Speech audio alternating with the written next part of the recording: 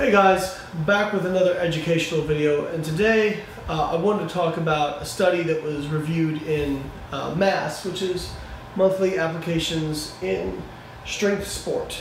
And if you guys have never checked this publication out, I highly recommend it. It's by Dr. Mike Zotos, Dr. Eric Helms, and Greg Nuckols, and it's absolutely fabulous. I read it every month. It's where I get a lot of ideas for my videos at.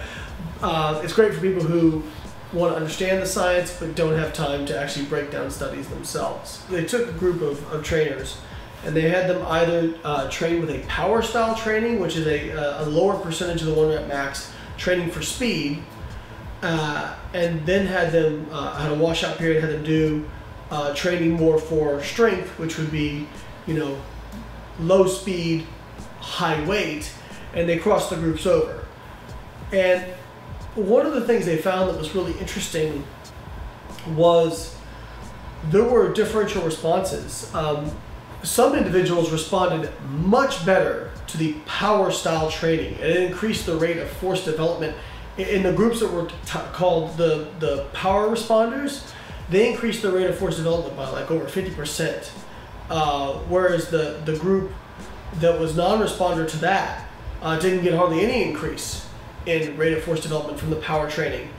But the responders for the strength training group for rate of force development, they got like a huge increase in rate of force development. I think it was like 100% or something like that increase, and almost no increase from the power training. And one group, or a few individuals, were non-responders to both. They didn't increase rate of force development at all.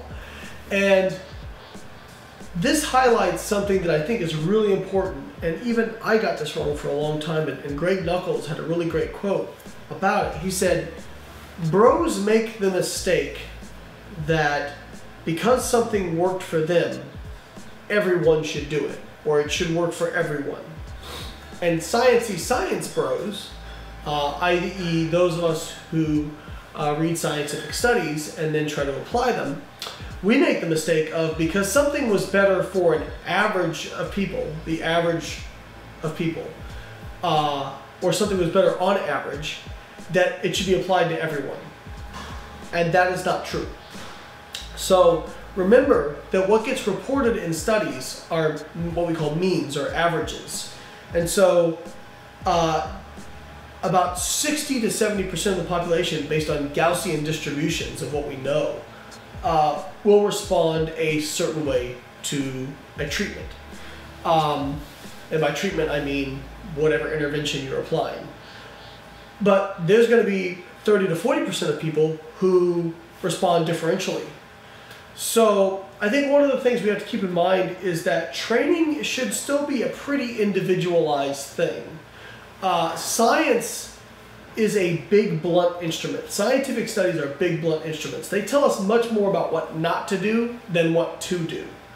And while scientific studies may give us a great insight into the mechanisms behind why there are differences between individuals, right? So one style training doesn't work for one person versus another works for another person because of magic. It works because there's some kind of underlying physiological difference that explains that, although we may not understand it at the time. So training needs to be individualized, and while scientific studies can point us in a general direction or tell us what not to do, the optimal protocol for that individual is going to be individual. Some people are going to respond really, really well to certain styles of training. Some people are not going to respond really great to those styles of training. Just like, for example, there are probably volume thresholds. We talk a lot about the importance of volume, exertion load, these sorts of things. But high volume for me may be low volume for somebody else in terms of what they need to progress or what they can recover from. Whereas high volume for someone else may be low volume for me. Those are the kind of individual differences. We know that volume is pretty important across the board, but the individual differences in what may be considered high volume versus low volume, same thing with, say, calorie intake. Restricted calories for one person, like for example, restricted calories for Alberto Nunez Well, a lot of you guys probably know him. Restricted calories for Alberto is like 3,000 calories. For a lot of people at the same height and weight as Alberto, that is a caloric surplus. But for him, that is caloric restriction.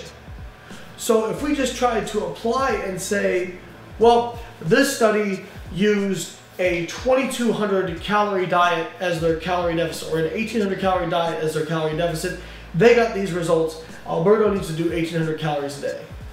That would be idiocy, because while the average may say that, he is not an average, he's an individual, and probably an older an outlier. Just like you at home are not an average, you're an individual. So I think it's really important to start at the averages, okay? Start with a little bit of what should work for most people, but then start to tease out, okay, do I respond a little bit better if I go this direction? Or do I respond a little bit better if I go that direction? And try different things. It is very important to try different things. And as cliche as it sounds, find what works for you. So I've seen certain people say, well, I get better results from, say, like there was a study posted recently showing that full range of motion squats produce better hypertrophy than partial range of motion squats, despite the group using partials using more weight. And one person said, well, I got much better results using partials. Well, maybe, and let's entertain that for a moment. Let's say that's true.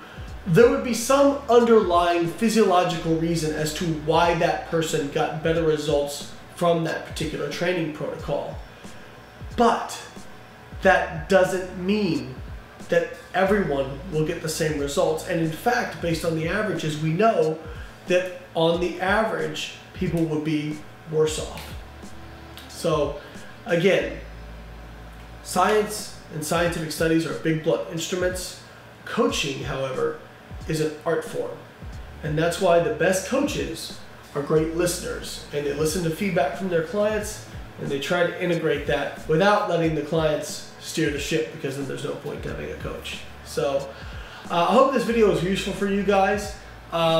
I really recommend subscribing to Mass if you get a chance. You can use my affiliate link if you would like to support me, which is layneMass.com.